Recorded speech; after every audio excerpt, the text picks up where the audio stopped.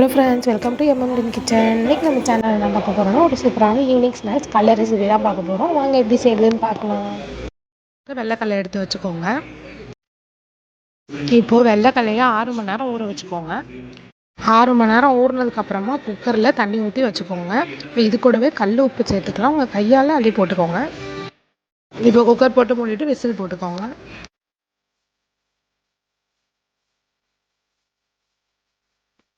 இப்போ பாருங்கள், ஒரு 5 விசில் வச்சு எடுத்துக்கலாம். உங்களுக்கு வேணும்னா நீங்கள் 7 விசில் கூட வச்சுக்கலாம். கடலை இன்னும் நல்லா சாஃப்டாக இருக்கும்.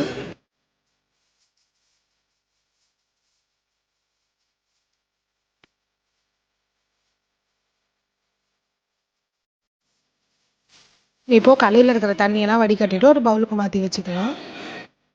நம்ம கடலையை இப்படியே சாப்பிட்லாம். ஆனால் அதை இன்னும் தாளித்து சாப்பிட்டா டேஸ்ட்டு நல்லாயிருக்கும். அதுக்காக தான் ஒரு ஸ்பூன் எண்ணெய் ஊற்றிக்கோங்க. கடுகு தேவையான அளவுக்கு சேர்த்துக்கோங்க.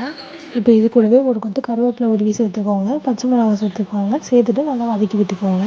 பச்சை மிளகா உங்கள் காரத்துக்கு ஏற்ற மாதிரி தான். நீங்கள் நல்லா காரசாரமாக சாப்பிட்ற மாதிரி தான் இது கூட சேர்த்துக்கலாம். நம்ம சாப்பிடும்போது அது நல்லா காரமாக இருக்கும். இப்போ நம்ம எடுத்து வச்சிருந்த கடலையை இது கூடவே சேர்த்துட்டு நல்லா மிக்ஸ் பண்ணிக்கலாம். அது நல்லா மிக்ஸ் ஆகிற அளவுக்கு நல்லா கிண்டி விட்டுக்கோங்க.